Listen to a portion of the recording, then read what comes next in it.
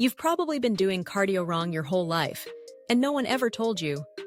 Most people think they have to spend hours jogging on a treadmill, stuck on a boring bike, or obsessively tracking calories burned on a screen. But what if I told you science has already proven that this approach is not only inefficient, it might actually be holding you back? Here's the brutal truth. Traditional cardio has become a trap. Does it burn fat? Sure, but only up to a point. Then your body adapts, slows down your metabolism, and makes it harder to lose weight. That's why some people run every day and see zero progress. What they don't know is that there's a much smarter and more powerful way to use cardio that actually works. Today, you're going to learn how to use cardio strategically, backed by real science, to burn fat effectively without losing muscle, wasting time, or falling into the same cycle everyone else is stuck in. If you're tired of trying and not seeing results, this could be the game changer you've been waiting for. HIIT, high-intensity interval training for maximum fat burn. Let's not sugarcoat it. HIIT has become the go-to method for fat loss, and for good reason. When you alternate short bursts of all-out effort with rest periods, your body shifts into overdrive. It keeps burning fat even after the workout's over. That's thanks to something called EPOC, excess post-exercise oxygen consumption, which is just a fancy way of saying your metabolism stays fired up. If you think you need 45 minutes of steady-state cardio, think again. Studies show that 15 to 20 minutes of well-structured HIIT can deliver better results. For example, sprint upstairs for 30 seconds, rest for 1 minute, and repeat 8 times. That alone can change your fat loss trajectory, and you can do it without leaving home. Of course, HIIT isn't for everyone, especially if you're just starting out. But with the right progression, anyone can get into it. Use apps like Tabata Timer or YouTube beginner routines to ease in. HIIT also boosts growth hormone, a major player in fat loss. And this? This is just the beginning. SIT, sprint interval training. The new HIIT? Think HIIT is intense? Wait until you try SIT. Sprint interval training takes intensity to another level, and in less time. Imagine sprinting at full speed for 20 seconds, then resting for 2 to 4 minutes. Do that 4 to 6 times. Sounds simple?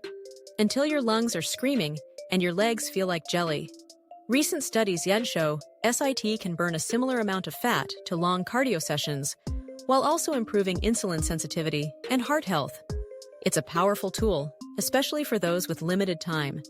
It's like using a blowtorch instead of a match. But fair warning, it's high impact and not meant for daily use. Ideally, you should add SIT once or twice a week. Combine it with lighter cardio or active recovery days to avoid overtraining. Even elite athletes are swapping out steady cardio for SIT sessions, and the results speak for themselves. But if sprinting's not your thing, don't worry. There are still highly effective alternatives.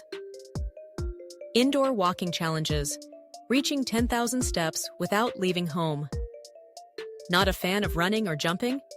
That's totally fine. Walking is still one of the most underrated cardio tools for fat loss. The 10,000 step challenge, for example, blew up online. And it works. Best part? You don't even have to leave your house to hit those numbers. You can follow indoor walking videos on YouTube or create your own loop around your living room.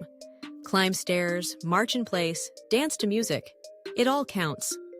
The key is consistency. Just 30 to 45 minutes a day can build serious momentum. It's low impact, sustainable, and burns calories without killing your knees.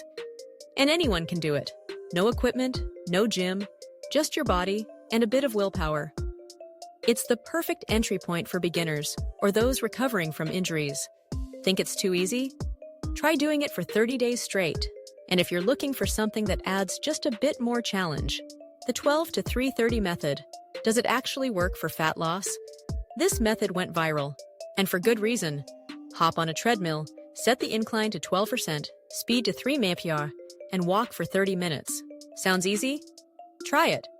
After 10 minutes, your legs will be begging for mercy. You don't have to run. The incline does the heavy lifting. The 12-3-30 method works because it combines simplicity with intensity. The incline activates your glutes and hamstrings, boosting fat burn and improving posture. Plus, it's easier on your joints than high-impact cardio. And because it takes just 30 minutes, it's easy to fit into a busy day. Beginners can start with lower inclines and shorter time, then build up. No treadmill? Find a hill and get moving. It's an incredibly effective form of cardio for fat loss, and people love it because it actually delivers results without the burnout. But for truly lasting change, combining cardio and strength training, the secret to long-term results. Cardio alone isn't enough. That's the harsh truth no one likes to hear.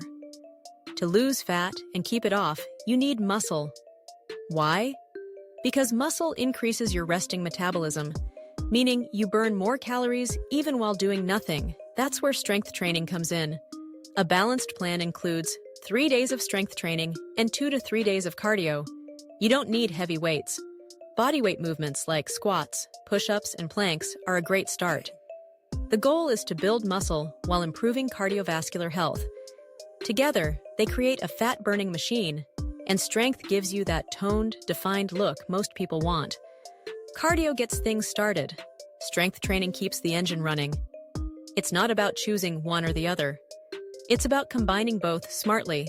But now, let's answer a common question that often leads people astray. Ideal cardio duration. How much is really enough to burn fat? Think you need to do hours of cardio every day? Think again. Science says just 150 minutes of moderate cardio per week can spark noticeable fat loss. That's a little over 20 minutes a day. What matters more is intensity and consistency, not time spent suffering on the treadmill.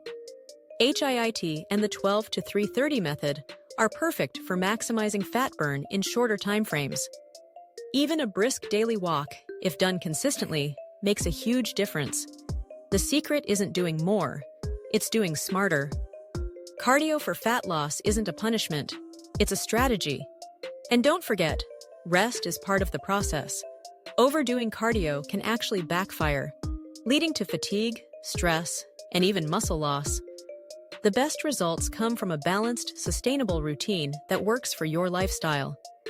Because in the end, what you can stick to is what gets results. So now the question is, are you going to keep doing cardio the same old way, or actually apply what works? You've got the knowledge now, but knowing isn't enough. Taking action is where the change happens. What are you going to try first? Will you give HIIT a shot? Try the 12-3-30? Add in some strength training? Whatever it is, don't just walk away from this video and do nothing. Drop a comment and let me know which method you're starting with. I'd love to hear it. And hey, your progress might inspire someone else too. If this video helped you, hit that like button and make sure to subscribe to the channel. That's how you stay up to date with real, science-based fitness tips that actually work. Oh, and there's another video on the screen right now that'll take your results even further. Click it and let's keep going.